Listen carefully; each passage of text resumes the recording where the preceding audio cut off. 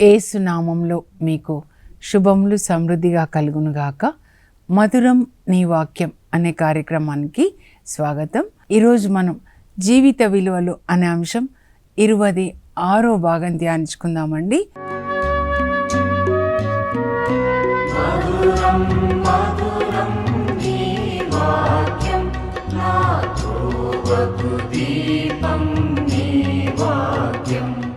ఈ భాగంలో పౌలు 4 విషయాల నుండి పారిపోండు అని హెచ్చరిస్తూ ఉన్నాడనమాట మనల్ని.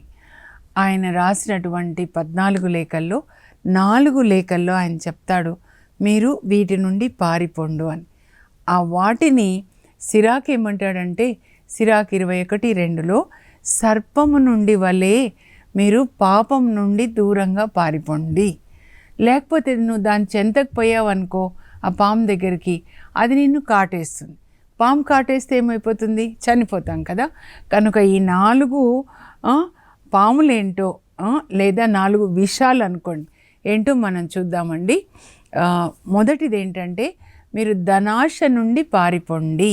అంటే అదొక పాము అన్నమాట. 1 తిమోతి 6:11లో పౌలు చెప్తాడు, flee from the love of money. ధనాశ నుండి పారిపోండి. దాని దగ్గరికి పోయారంటే అది మిమ్మల్ని కాటేస్తుంది. ఓకేనా. రెండోది ఏంటంటే 2 తిమోతిలో 2వ అధ్యాయంలో 22వ వచనం అన్నమాట. 2:2 ఓకే. అక్కడ ఏం చెప్తున్నాడంటే, మీరు యవ్వన వ్యామోహముల నుండి పారిపోండి. Flee from youthful lusts. యవ్వనస్తులకు చెప్తున్నాడు. తిమోతి యవ్వనస్తుడు అనమాట. కనుక 33 సంవత్సరాలు అట్లా వయసు ఉంటుందండి. యవ్వనంలో ఉన్నావు కనుక యవ్వన వ్యామోహాల నుంచి పారిపోండి. యవ్వనస్తులకు ఏంటి ఇష్టం అండి? చెప్పండి యవ్వనస్తులు, చెప్పండి. ఆన్లైన్ ఫుడ్, సినిమాలు, రాక్ మ్యూజిక్. మేము మొన్న వాక్యం చెప్పి హఫీజ్పేట అనుకుంటా అండి, చాలా దూరం. ఇంకా అట్లా వస్తూ ఉన్నాము. రాత్రి 11:30, 12గా వస్తుందండి. వస్తుంటే యవ్వనస్తులు, ఆడపిల్లలు, మగపిల్లలు రాత్రి అక్కడ కూర్చొని ఇంకా తినేవాళ్ళు తినడం, తాగేవాళ్ళు తాగడం. ఏమైపోతుంది అనిపిస్తుంది. తల్లిదండ్రులు ఏం చేస్తున్నారు? ఈ ఆడపిల్లల తల్లిదండ్రులు ఏం చేస్తున్నారు? హాస్టల్స్కి పంపిస్తారు చదువుకోవడానికి, కాలేజెస్ అని. తినక వాళ్ళు పంపిస్తారు. ఈ పిల్లలు హాస్టల్స్లో ఉండి ఏం చేస్తున్నారు? హాస్టల్స్ నడిపించే వాళ్ళేమో వాళ్ళు ఫుడ్ వరకే చూస్తారు, కానీ ఆడపిల్లలు ఇట్లా బయట వస్తే ఎట్లా? ఎంత దైవభీతి లేకుండా, ఎంత పతనావస్థ. దీన్నే లోకము అంటారండి. ఇలా ఉంది ఇప్పుడు. సైతాను అధికారం క్రింద దుష్టుని యొక్క ప్రభావానికి లోబడి ఇలా అయిపోయింది అని 1 యోహాను 5:19లో చెప్తాడు. ఎంత వేదన అనిపిస్తుందో నాకైతే. ఇంత భయంకరమైన లోకాన్ని చూడడానికి ప్రభా మేమున్నాము అనిపిస్తుంది అనమాట. సీసాలు త్రాగడము, జుట్టు చూస్తే ఇక్కడ ఉండదు. దయ్యాలు, లేవియకాండం 19:27లో ఉంటుంది, మీరు ఇట్లా కత్తిరించుకోవద్దు, టాటూ మార్క్స్ పెట్టుకోవద్దు. ఇవన్నీ సైతాన్ స్టాంప్స్ అన్నమాట. ముద్ర వేస్తాడంటే ఇవే ముద్రలండి. త్రాగే వాళ్ళకి ఎర్రని కళ్ళు. ఎంత భయంకరంగా అసలు.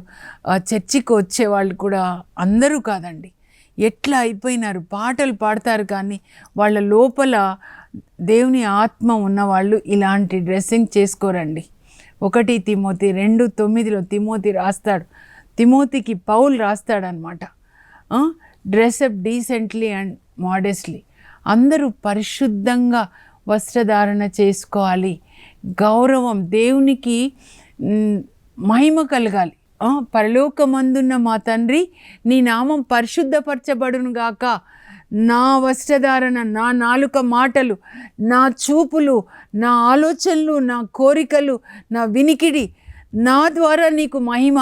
సైతానికి మహిమ, దేవునికి మహిమ కలుగుతుందా?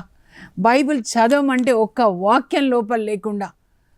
ఇప్పుడు పొలం ఉందనుకోండి, దున్నిన తర్వాత మరి విత్తనాలు వేస్తే పంట వస్తుంది కదండి. మనం విత్తనాలు వేయలేదనుకోండి, ఆ పొలం ఎలా ఉంటుంది, ఆ హృదయం ఎట్లా ఉంటుందంటే అందులో అన్ని రకాల ముళ్ళ చెట్లు వస్తాయి, ఎద్దులు తిరుగుతాయి, ఇంకా అన్ని గేదెలు తిరుగుతాయి, తోడేళ్ళు తిరుగుతాయి. అలాంటివన్నీ తిరిగే హృదయంలాగా ఎంతమంది హృదయాలు ఉన్నాయండి. ఒక్క వాక్యం లోపలికి పోదా? చదువుకోమని తల్లులు చెప్పరా, తండ్రులు చెప్పరా, పిల్లలకి చెప్పరా? మీరు ఏమైపోతారు మీ పిల్లలు? నా కొడుకు 5 లక్షలు సంపాదిస్తున్నాడు, నా కొడుకు ఇది సంపాదిస్తున్నాడు.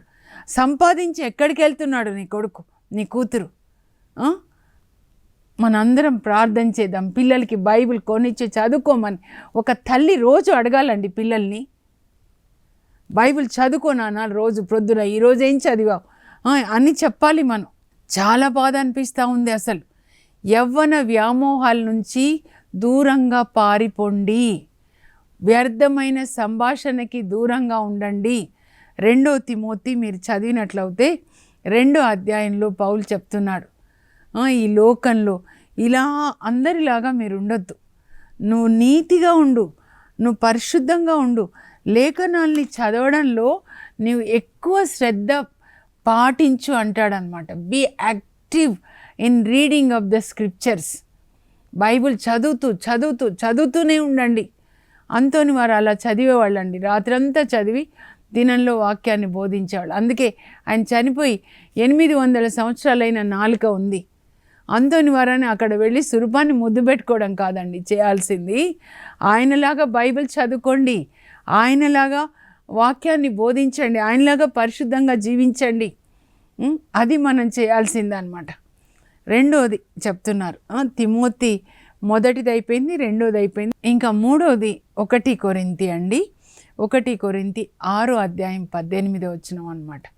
వ్యభిచారం నుండి దూరంగా పారిపోండి, లేకపోతే అది పామై మిమ్మల్ని కాటేస్తుంది.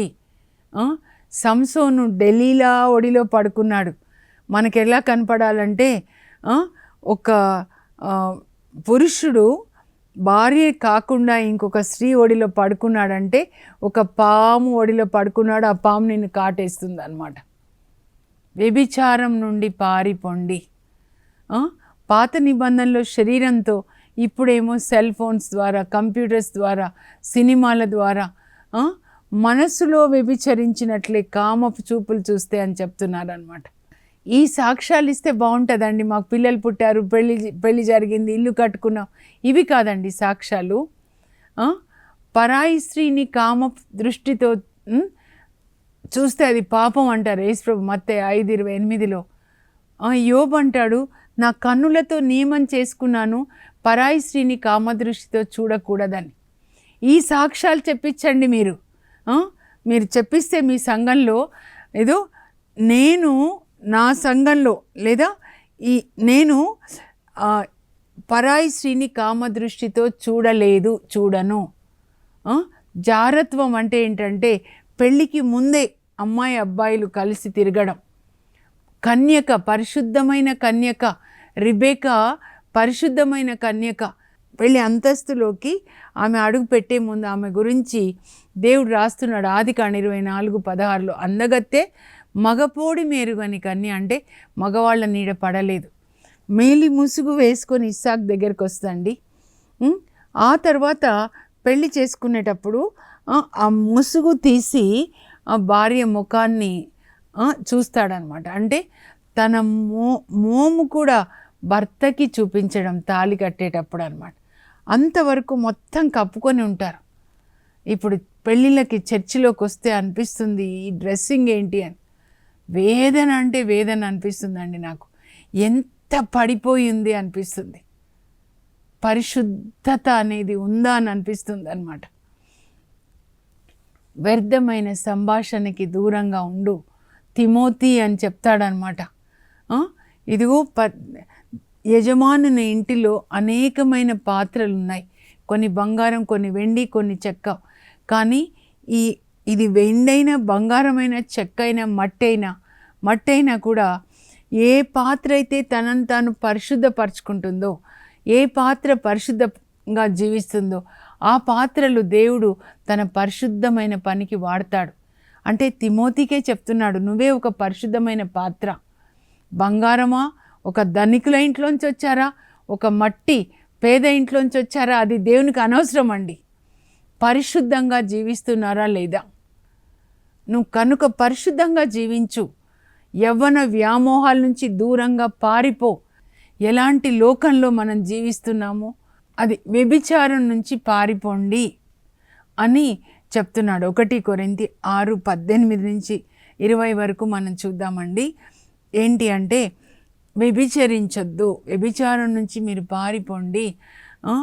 మానవుడు చేసే ఏ పాపమైన శరీరానికి వెలుపల ఉంటుంది, కానీ వ్యభిచరించు వ్యక్తి తన శరీరాన్ని పాపభూయిష్టం చేస్తున్నాడు. మీకు తెలియదా మీ దేహము దేవుని యొక్క ఆత్మకు నిలయమని? పరిశుద్ధ ఆత్మ మనలో నివసిస్తున్నాడు. అప్పుడు మన ఆత్మ పరిశుద్ధ ఆత్మ ఏకమైపోయినాయి అన్నమాట. ఆ పరిశుద్ధాత్మతో ఏకమైన మీ ఆత్మని, మీ దేహాన్ని ఇంకొక వేశ్యతో మీరు ఎలా ఏకం చేయగలరు? అంటే ఇక్కడ పరిశుద్ధాత్మతో ఏకమైపోయి అప్పుడు వేశ్యతో ఏకమైనప్పుడు అప్పుడు పరిశుద్ధాత్మని ఏం చేస్తున్నామండి? ఆయన ఎలా ఫీల్ అవుతారు? ప్రభు ఒకసారి నాకు చూపించారు. 10 ఆజ్ఞలు చెప్పాలి అని ప్రార్థిస్తున్నప్పుడు ముత్తంగిలో ప్రేయర్ రూమ్లో వ్యభిచారం గురించి ఇది చెప్పమని దర్శనాన్ని చూపించారు. ఒక పరాయి స్త్రీని తాకినప్పుడు కానీ చూసినప్పుడు కానీ కామపు చూపులు పావురంలాగా పరిశుద్ధాత్మను చూపించి యాసిడ్ పోసినప్పుడు పరిశుద్ధాత్మ మీద కొట్టుకుంటున్నాడు అనమాట. పరిశుద్ధాత్మ పావురంలాగా, అంటే యాసిడ్ పోస్తే ఎంత బాధ అండి. అందుకే మీరు పరిశుద్ధ ఆత్మని విచారంన ఉంచకండి అని రాస్తాడు పౌలు ఎఫెసీ 4:30 అన్నమాట. ఒక భర్తకి ఒకే భార్య, ఒక ఆదాముకి ఒకే అవ్వ. అది దేవుడు చేసిన నియమం. వివాహానికి ముందు కానీ వివాహం తర్వాత కానీ పాపం చెయ్యకూడదు. వివాహానికి ముందు మీరు ఇంకొక శరీరాన్ని తాకారు, అమ్మాయి అబ్బాయిలు, అంటే దాన్ని ఫార్నికేషన్ అంటారనమాట. వివాహ అంతస్తులోకి అడుగు పెట్టేటప్పుడు మీరు పరిశుద్ధంగా ఉండాలి. మీ ఆస్తి ఏంటంటే మీ కన్యత్వం. రిబేకా లాగా వివాహంలో 3 ఉంటారు. క్రీస్తుతో, క్రీస్తు యందు, క్రీస్తు ద్వారా యేసుక్రీస్తులో భార్య భర్తలు ఐక్యం కావాలి. అది వివాహ పడక మీద అన్నమాట. మలాకి 2:24 చెప్తారు, వివాహం యొక్క ఉద్దేశం మీరు ఎరుగరా? వివాహం ద్వారా దేవుడు దైవభీతి కలిగిన సంతానాన్ని వాళ్ళకి దయచేయాలి. భూమి మీద తన బిడ్డలు ఉండాలంటే దేవుడు స్త్రీ పురుషుల ద్వారా, వివాహం ద్వారా ఈ లోకంలో తన బిడ్డల్ని ఆయన సృజించాలనుకున్నాడు అన్నమాట. వివాహం ద్వారా దేవుడు ఏకం చేస్తున్నారు. అప్పటి వరకు యవ్వనస్తులు వేచి ఉండండి. చదువుకోవడానికి వచ్చి కాలేజెస్లో ఇక్కడ రూమ్స్ తీసుకొని ఉండి అమ్మాయిలు అబ్బాయిలు మీరు పాపం చేయకండి. సెల్ ఫోన్స్లో మీ రహస్య జీవితం ఎలా ఉంది? రాత్రి మీకు రాత్రి ఏమో, దేవునికి అది రాత్రి కాదు. చీకటి నీకు చీకటి కాజాలదు అంటాడనమాట దావీదు. కీర్తన 18 చెప్తాడు.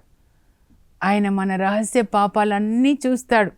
90వ కీర్తన 8 బహిరంగంగా మనం మనుషుల ముందు ఏంటో మనుషుల ముందు నటన చేయొచ్చు, కానీ దేవుని ముందు మనం నటన చేయలేం. మనం రహస్యంగా పాపం చేస్తున్నప్పుడు పరలోకంలో ఉన్న దేవుడు, తండ్రి, కుమార, పరిశుద్ధాత్మలు, దేవదూతలు, అక్కడ ఉన్న నీతిమంతులు, మీ తాత ముత్తాతలు అందరూ చూస్తారండి. వద్దు వద్దు వద్దు అంటారంట. ఎందుకంటే అంత రికార్డ్ అవుతుంది అన్నమాట. మన రహస్య పాపములు ఆయన ముందు ఉంటాయంట. కనుక యవ్వనాన్ని మనం దేవునికి ఇవ్వాలి. వివాహాన్ని అందరూ గౌరవించాలండి. హెబ్రీ 13:4 ఈ మధ్య నాకు చాలా బాధ అనిపిస్తూ ఉంది. ఒకటే ఫోన్స్, వచ్చినవన్నీ ఏంటి అసలు ఇంత భయం లేకుండా అయిపోయినారు, దైవ భీతి లేకుండా ఇంత. ఎందుకంటే దేవుని యొక్క వాక్యం లేకపోవడం వల్ల. హోసియా 4:6 ప్రభు చెప్తారు, my children are destroyed because of the lack of the knowledge of God. దైవ జ్ఞానం లేకపోవడం వల్ల నా బిడ్డలు నశించిపోతున్నారు. దేవుని యొక్క వాక్యం మీరు చదవండి, అది మిమ్మల్ని కాపాడుతుంది, అగ్నిలాగా మండుతుంది. ఇర్మియా చెప్తాడు 20వ అధ్యాయంలో, ఇర్మియా 20వ అధ్యాయం 9 నీ వాక్యం నా హృదయంలో అగ్నిలాగా మండుతుంది. ఆ మంట ఏం చేస్తుందంటే ముళ్ళ తుప్పల్ని కాల్చేస్తుంది.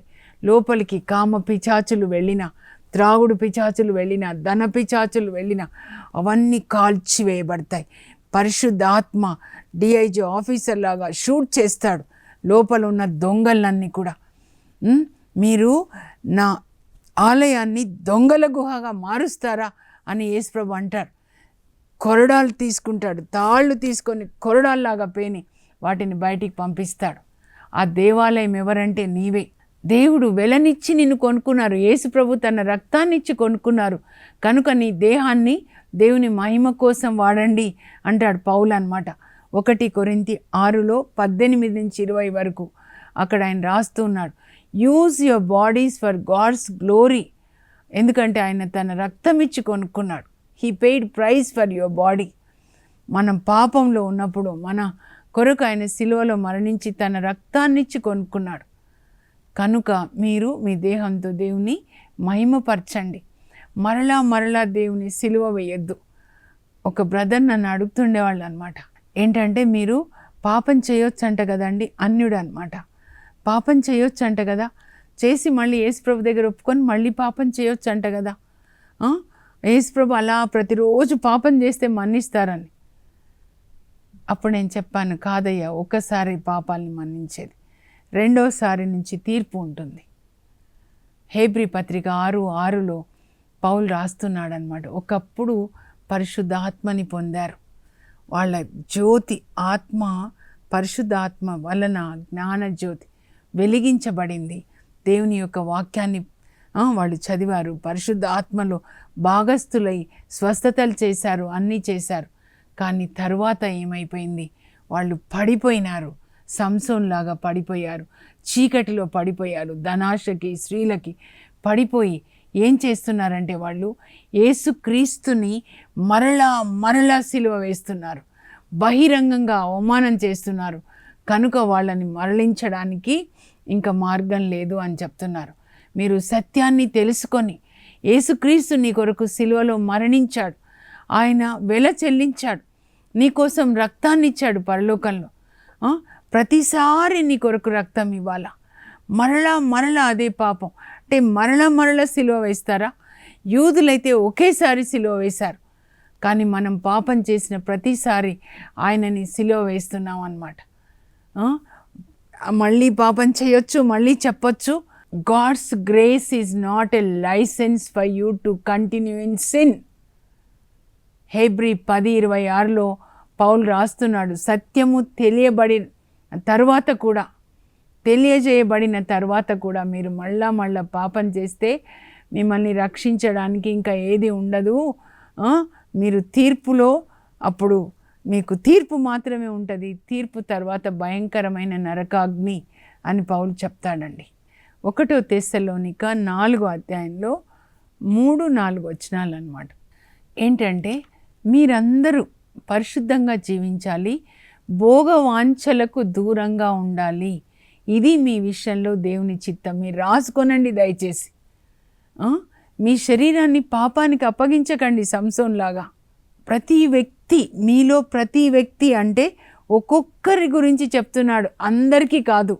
ప్రతి వ్యక్తి, జెసింతా, నీవు నీ శరీరాన్ని ఎలా పరిశుద్ధంగా గౌరవనీయంగా కాపాడుకోవాలో నీకు తెలిసి ఉండాలి. ఇది దేవుని ఆలయం అని నీకు తెలిసి ఉండాలి. పరిశుద్ధంగా కాపాడుకోవాలి. ఇది సత్యమైన ఆరాధన. రోమా 12:1లో చెప్పారనమాట. కనుక మీరు వ్యభిచరించొద్దు అని చెప్తున్నారండి. ఇంకా 4వది చెప్తాను, విగ్రహారాధన నుంచి పారిపోండి. Flee from ఐడోలేట్రీ. 1 కొరింథీ 10 1 కొరింథీ 10:14 వచ్చినాం అనమాట. మీరు అక్కడ చదివితే 1 కొరింథీ 10 పౌలు ఏం రాస్తున్నాడంటే, ఇజ్రాయేల్ ప్రజల్ని మీరు జ్ఞాపకం చేసుకోండి. వాళ్ళు ఎర్ర సముద్రాన్ని దాటేటప్పుడు అందరూ ఒకే మేఘం క్రింద ఉన్నారు. మేఘ స్తంభమై దేవుడు నడిపించారు. మేఘం వాళ్ళని కమ్ముకుంది అంటే పరిశుద్ధాత్మ అభిషేకం. ఒకే నీళ్ళలో నుంచి వాళ్ళు నడిచాడు. ఎర్ర సముద్రం అంటే బాప్తిస్మం లాగా అన్నమాట. ఆ తర్వాత వాళ్ళు ప్రతిరోజు ఒకే భోజనాన్ని తిన్నారు, పరలోక మన్నాని తిన్నారు. ఆ తర్వాత బండ నుంచి నీళ్ళు వస్తాయన్నమాట. అందరూ అదే బండ నుంచి వచ్చిన నీళ్లు తాగారు. ఆ బండ క్రీస్తు. యేసు ప్రభుని పొడిచినప్పుడు నీరు రక్తం వచ్చాయంటే నీళ్ళు అంటే దేవుని యొక్క వాక్యం అండి. మీరు దేవుని వాక్యం అనే నీళ్లు ప్రతిరోజు తాగాలి. యేసు రక్తంలో కడుక్కోవాలి. యేసు రక్తం మనల్ని ప్రతి పాపం నుంచి కడిగేస్తుంది. యేసు రక్తం మన మనస్సాక్షి చచ్చిన స్థితిలో ఉన్నప్పుడు మన మనస్సాక్షిని శుద్ధి చేస్తుంది. మనస్సాక్షి జీవంతో ఉన్నప్పుడు పాపం చేయడానికి మనం భయపడతామన్నమాట. ఆ బండ క్రీస్తే అని చెప్తున్నారన్నమాట. అందుకే మోషేకి దేవుడు నిర్గమకాండం 17 ఏం చెప్తారంటే బండని కొట్టు అంటాడు. కొడితే నీళ్ళు వస్తాయన్నమాట. కానీ సంఖ్యాకాండం 20లో మీరు చదివితే అక్కడ ఏమంటారంటే you speak to the rock, బండని శాసించు నీళ్ళు వస్తాయని. కానీ మోషే ఏం చేస్తాడంటే బండని కొడతాడండి. కొట్టినప్పుడు నీవు నా మాటని నమ్మలేదు కదా, విశ్వసించలేదు కదా, అవిశ్వాసానికి నీకు శిక్ష ఏంటంటే మోషే నీవు వాగ్దాన భూమిలో ప్రవేశించవు. అది చదివినప్పుడు నాకు ఎంత భయమైందో. ప్రజలందరూ వెళ్ళిపోతారు వాగ్దాన భూమిలోకి, కానీ నాయకుడు వెళ్ళలేదండి. రెండోసారి కొట్టడం అంటే చేసిన పాపం, యేసు ప్రభుని సిలువకి కొట్టడం అన్నమాట. ఒకసారి మన పాపాలు ఆయనని సిలువకి కొట్టేశాయి. ఆయనతో పాటు ఆయన మన పాపాల్ని తన మీద వేసుకొని మరణించాడు కదా, మనం కూడా ఆయనతో పాటు మరణించి మన పాపాలు సమాధి చేయబడాలి. ఆయనతో పాటు మనం లేచి ఆయన నీతిని ధరించుకొని నీతికి సాక్షులుగా జీవించాలి. మళ్ళా కొడతారా మీరు? మళ్ళా కొడితే మోషేనే పరలోకానికి వెళ్ళలేదు అంటే మళ్ళా సిలువ వేస్తారా? మోషేనే వెళ్ళలేదు. ఎన్నిసార్లు బ్రతిమలాడతాడు. ద్వితీయోపదేశకాండంలో ఆయన వాళ్ళకి చెప్తాడు, నేను ఎన్నిసార్లు ప్రభుని అడిగాను, ప్రభు నేను కూడా తప్పే చేశాను, కానీ నేను కూడా వాగ్దాన భూమిలోకి వెళ్ళాలంటే no, it is decided once. హెవెన్లో డిసైడ్ అయిపోయింది, మోషే విల్ నాట్ ఎంటర్. ఎక్కువ ఇవ్వబడిన వాని నుండి ఎక్కువ ఆశించబడుతుంది అన్నమాట. అభిషేకం ఇచ్చారు నాకు కనుక నేను ఆయన మాటకి విధేయించాలి. మామూలు వాళ్ళకంటే నాకు శిక్ష ఎక్కువ వస్తుంది అన్నమాట. ఎందుకంటే నన్ను అందరు చూస్తుంటారు, జసింతక్క ఎలా ఉంది, మేము కూడా అలా ఉండాలని. నేను పాపం చేస్తే నాకు 100 దెబ్బలు పడతాయి, వాళ్ళకు ఒకటి పడుతుందేమో. అసలు వెళ్ళడానికే వీలేదు. మోషే వెళ్ళలేదండి. ఎన్ని అద్భుతాలు చేస్తారు దేవుడు మోషే ద్వారా. 5 గ్రంథాలు, ఎవరు చేయని అద్భుతాలు. ఎవరితో దేవుడు ముఖాముఖి మాట్లాడలేదు. ఆయన చెయ్యి చాస్తే సముద్రం చీలింది. ప్రతిరోజు మన్నా, బండని కొడితే నీళ్ళు వచ్చేసాయి. కానీ అందరినీ నడిపిస్తాడు. చివరికి ద్వితీయోపదేశకాండం అన్నమాట, అక్కడ ఆయన మరణిస్తాడు. ఊరికే దేవుడు చూపిస్తాడు, చూడు ఇదే నేను వాళ్ళకి ఇస్తానన్న పాలు తేనెలో దేశం, ఇదే కానా దేశం. నువ్వు చూస్తావు కానీ నువ్వు వెళ్ళవు, అంతే. నేను ఒక్కసారి రెండోసారి మాట్లాడమని చెప్పాను. బండ అంటే క్రీస్తుతో మాట్లాడాలండి. ఆయన మాటలు మనం వినాలి, దాన్ని పాటించాలన్నమాట. చాలా గొప్ప పాఠం అందులో ఉంటుందన్నమాట. కనుక విగ్రహారాధన నుంచి మనం దూరంగా ఉండాలి. ఏంటి విగ్రహాలని అక్కడ చెప్తాడంటే చెడు కోరికలు విగ్రహాలు అని చెప్తాడండి. అందరూ వినాలని నేను కోరుకుంటున్నాను. చెడు కోరికలు అని చెప్పి అక్కడ వాళ్ళు సినాయి పర్వతం దగ్గర ఉన్నప్పుడు మోషే కొండ మీద దేవునితో గడుపుతుంటే కింద వీళ్ళు బంగారు దూడని చేసుకొని దాని చుట్టూ తిరుగుతూ తింటూ త్రాగుతూ నాట్యం ఆడారు. నాట్యం ఆడి ఇంకా దారి తప్పుతారనమాట. వ్యభిచారం కూడా జరుగుతుంది. దాన్ని విగ్రహారాధన అంటారండి. వాళ్ళ పిల్లల్ని అగ్నిలో దహన బలిగా ఇస్తారు. అందువల్ల దేవుడు వాళ్ళ మీద కోపిస్తారనమాట. తర్వాత వాళ్ళు ఇంకా మోవాబు అనే చోటుకు వచ్చినప్పుడు సంఖ్యాకాండం 25లో అక్కడ వాళ్ళ పండుగ జరుగుతూ ఉంటుంది. అక్కడ నాట్యాలు వేస్తూ ఉంటారు. వాళ్ళు వేస్తున్నప్పుడు అక్కడ నాట్యం వేస్తున్నప్పుడు ఆ అమ్మాయిల పడిపోతారు, ఇంకా అంతే. పడిపోయి వాళ్ళతో వ్యభిచారం చేస్తారు. కొంతమంది చేస్తారండి వ్యభిచారం, కానీ 23,000 మంది చనిపోతారనమాట. తర్వాత గొనుగుతారు. గొనిగినందుకు పాములు వాళ్ళు మరి పాములు కరుస్తాయి, చనిపోతారనమాట. సంఖ్యాకాండం 21లో. అంటే ఇవి విగ్రహాలంటే ఈ వ్యభిచారము, ఈ తిండిబోత్తనము, ఈ రాక్ మ్యూజిక్ చూడడము, ఇవి విగ్రహాలండి. ఈ ధనాశ, ఇవి విగ్రహాలు. కొలోసి 3:5లో పౌలు చెప్తాడు, అపవిత్రత, జారత్వము, వీటికి మీరు దూరంగా ఉండండి. ధనాశ విగ్రహారాధనకు మరో పేరు. వీటిని విసర్జించండి అని చెప్తారు. యాక్చువల్గా రోజు మనం మల విసర్జన చేస్తాం కదా, మన ఆత్మలో నుంచి విసర్జించాలి. అపవిత్రమైనవి చూడడము, మాట్లాడడం, వినడము, జారత్వము, పెళ్ళికి ముందే అమ్మాయిలు అబ్బాయిలు కలిసి తిరగడం, ఇవన్నిటినీ మనం విసర్జించాలన్నమాట. ఒకసారి నేను చదువుతాను. 4 విషయముల నుండి పారిపొండు. పౌలు తన లేఖల్లో 4 విషముల నుండి పారిపొండు, 4 పాముల నుండి పారిపొండు అని రాస్తాడు. మొదటిది ధనాశ నుండి పారిపొండు, రెండోది యవ్వన వ్యామోహంల నుండి పారిపొండు, మూడవది వ్యభిచారం నుండి పారిపొండు, నాలుగవది విగ్రహారాధన నుండి పారిపొండు. ఒకసారి ఇంగ్లీష్లో కూడా చదువుతాండి. Flee from 4 things. Paul writes in his epistles to flee from 4 things. Flee from love for money, flee from youthful lust, flee from adultery, flee from idolatry. ఇప్పుడు ప్రార్థన చేసుకుందాం. పరలోకపు మా తండ్రి, మీ పరిశుద్ధ నామమునకు స్తోత్రం కలుగును గాక. మీ దేవుడు పరిశుద్ధుడైనట్లే మీరును పరిశుద్ధులై ఉండండి అని పేతురు 1:15 రాశాడు. ప్రభా, అన్ని విషయాల్లో మేము పరిశుద్ధంగా జీవించడానికి, వాక్యం ప్రకారం జీవించడానికి కృప దయచేయండి. ఈ 4 కూడా పాములతో పోలుస్తున్నారు. సర్పం నుండి వలె ఇదో ఈ పాపం నుంచి, ఈ విషం నుంచి మీరు పారిపోండి అంటున్నారు తండ్రి. ధనాశ అనే వలలో కానీ ఆ పాము నీడలోకి మేము వెళ్ళకూడదు ప్రభా. యవ్వన వ్యామోహంల నుంచి యవ్వనస్తుల్ని కాపాడండి ప్రభా. అలాగే నాయనా, వ్యభిచారం నుంచి కాపాడండి. వివాహానికి ముందు కానీ తర్వాత కానీ పాపం చేయకుండా పరిశుద్ధంగా ఉండేటట్లు, భార్య భర్తలు వాళ్ళ వివాహ పడక పరిశుద్ధంగా ఉండేటట్లుగా సహాయం చేయండి. విగ్రహారాధన నుండి పారిపోండి అంటున్నారు. ధనాశ విగ్రహారాధనకు మరో పేరు అని కొలొస్సీ 3:5 చెప్పారు ప్రభా. 1 కొరింథీ 10 కూడా పౌలు రాస్తూ ఉన్నాడు. చెడు కోరికలన్నీ, శరీరానికి సంబంధించిన కోరికలన్నీ కూడా విగ్రహాలన్నీ, తినడము, త్రాగడము, నాట్యమాడడము, వ్యభిచారం చేయడము, గొనగడము, ఇవన్నీ కూడా పాపాలు. ఇవే విగ్రహాలు కనుక వీటికి దూరంగా ఉండండి, పారిపోండి అంటున్నారు.